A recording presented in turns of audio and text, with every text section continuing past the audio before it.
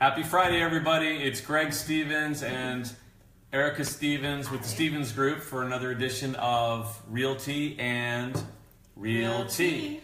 Now, you may notice that there seem to be more of us this time than normal. So it's spring break, so we got the kiddos back here. We've even got a guest. So this is... Hi. You say hi. Hi. Who did you want to say Mom. hi to? Okay. This is Claudia. This is Brooke. Hi. Our oldest. Yep. And this is the Aster right here. Hello. This is Avery. Okay, tell them what we're going to be doing later on today. We're going to be going to the pool. That's right. Spring break. That's how we roll. We're going to the pool if the rain lets us. Right. While So- I'm out showing houses this afternoon. Yes, Eric will be showing houses. I'm stuck with the kids at the pool. I Darn it. know. All right. Tough life. Okay. All right. You guys can take off if you All want right. to. Thank you for joining Bye. us. Bye, girls. Okay. So today we're going to be talking. Oh, one of the things you may have noticed here too is the difference here in the mugs. I have the Stevens Group mug 1.0, and this is the Stevens Group 2.0. Yes. So right now I've got a little mug envy, but you know, that's all right. I'm not ashamed. I'm top dog today, apparently. Yeah. Okay. So anyway, today we're going to be talking about communication and does your realtor listen to you? And the number one complaint among home buyers is my real estate agent does not listen to me. He's showing me things, you know, that aren't what I'm looking for. So, in fact, Erica, what made us come up with this topic is Erica's got a story of a client that she just worked with that she just got under contract. I did. So I have a mom, she's divorced and has a daughter that she's looking to try to buy a house for. She's ready to go. She was pre-approved. So she ended up calling me on one of our listings, and we got talking, and she actually had a realtor that she was working with, and she'd been with him about 4 months. And she'd been looking for a house, and he just kept showing her homes in areas that she was not interested in. She just couldn't seem to communicate with him. You know, he would not listen to her. He would show her properties outside her price point, not in areas she wanted. They actually got a couple under contract, or she put an offer in, and then he'd follow up like days later and say, oh, sorry, already went with somebody else. Or he'd show her a property, and she would find out after she said, yes, I like this house, he'd say, oh, I'm sorry, it's already pending. So yeah, one of the things that happens a lot that's frustrating to buyers is to go out with their agent and looking at houses that they really have no shot at, because even if they do like them, because they're already under contract and the agent didn't know that. Right. And she was looking at a tough price point, under 175. He kept showing her homes higher than that, and she did not want to go that high. So we got talking, and I just listened. I let her vent about it, not knowing where it was going to go, and I just talked to her for a while, and finally she said, I need help. I don't want to work with him anymore. I said, well, I'd be happy to look for you, see what we can find, and I would love to help you buy a house. So we spoke. I listened to what she was looking for. I set up a search. I went through about 155 houses, just one by one, in the areas that she was talking about, that she was really interested in. This is you coming through Yes. through MLS. You didn't go MLS. look at 100. Correct. Yeah. Right. Yes, thank Yeah. you. I don't have that kind of time. So I just went house by house and thought, okay, these look good. I think these might work for her. I emailed her about 22 homes.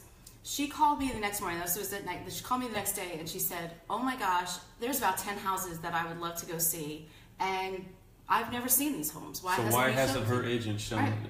sent these houses to her, shown them to her? Exactly. And one of the reasons why is not only is maybe you're not listening, but sometimes agents have an area that they're comfortable in, and they don't like to go outside that comfort zone. And so they try to get their buyers to buy where they're comfortable rather than where the buyer's comfortable. Right, and he actually did that to her. He tried to get her to buy, and she finally said to him, what is your deal? Why do you keep trying to show me houses in this area? I don't want to be there. She's like, do you get something for selling me a house in here? A little kickback from the mayor? And he just said, no, I used to live here and I really love it. So, sometimes they're not listening to their clients, and that's something that we really, really specialize in. I mean, that is the number one thing. We want to be able to go out there and show you a house. So anyway, so we set up an appointment to go look at the houses the next day. I got her into 10 houses. That's a lot in a day, but we did it. We looked at 10. She had 4 that she actually really liked, but she had a number one, her first choice. So I said, okay. I called, I followed up with the realtor. There was already another offer and another one coming in. So we were going to be in a multiple offer situation, and I said, we're going to do this. We're going to get you this house.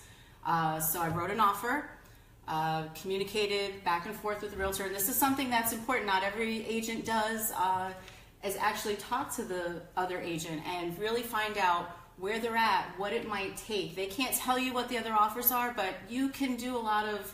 Yeah, we mentioned this in a previous show, is just when you get, all you got to do is get somebody talking and they'll tell you things that they didn't realize that they were going to tell you, and you didn't even ask them those questions. Right. So one of the things that we make sure we do, especially in multiple offers, is just talk to the agent and see what kind of information comes out of their mouth that's going to help our buyers. That's right. Mm-hmm. So we put in our offer, and that evening got a phone call and said, Erica, your buyer got the house.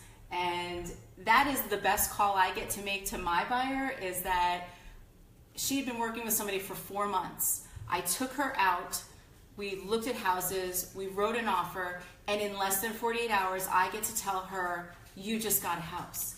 And it's like, I get chills, because that is what makes me happy. I want to make that phone call and say, we're going to change your life today. And she could not believe it. She was spinning her wheels for months. Yeah, and she was so excited, so happy. She couldn't believe it. And it's been smooth sailing since. We're getting ready to close in another week or two. And, it all comes down to, number one, we were listening. I didn't even know she already had a realtor. So, at that time, so I didn't even know where it was going to go. But I talked to her for about half an hour. And at the end of the conversation, she told me when we met, she said, I knew I was going to work with you and you were going to find me a house. So those are the kind of stories that we love, that we want to let you know that we're here, we're going to listen, we're going to show you what you want to see, and we're going to get you a house. Yeah. So if you are looking to buy a home, or even if you're looking to sell one, is your agent that you're thinking about using really listening to you? Are they really looking out for your best interests, or what's easiest for them? Are they pricing your house right, or are they pricing it what's easiest for them? Are they showing you houses in a neighborhood where you want to be, or where they want to sell you a house? Right. And do they know how to negotiate? Do they actually know how to speak, talk to the other realtor?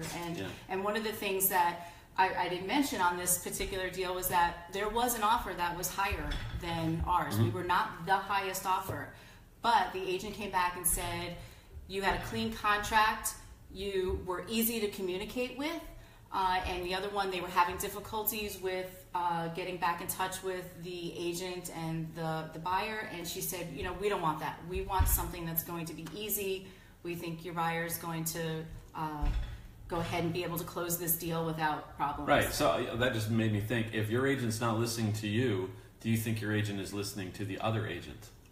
And if they're not listening to that agent, they're not getting you the information that's going to help you negotiate the best deal. Right. Okay. That's it. So one of the things we do here at the Stevens Group is we make sure to listen, not just to our clients, but to anybody that's involved in this. We listen, whether it's a lender or a title company. We're always kind of making sure that we're listening and we're aware of potential things that could come up in the future as well. Right. So hope you guys are having a great spring break. Be sure to like us on Facebook, share this video. What else do we have to... Well, we were going to say, I know there was a few people we wanted to say hi to, and thanks for watching. I know Holly was going to be watching. Hi, Holly. Hello. And we gave out some more Stevens Group cups this week too. Yes. You might have seen our posts on Facebook. We gave out a couple of them. So be sure to let us know if you want one for yourself. We'd be happy. You'll actually get the 2.0. 2.0. These are we retired those. These are a collector's item now. Yes, they go for like 1.5 million, something like that. Yeah, maybe. So But anyway, so have a great spring break, and we'll see you next week. Thanks for watching. Bye. Bye.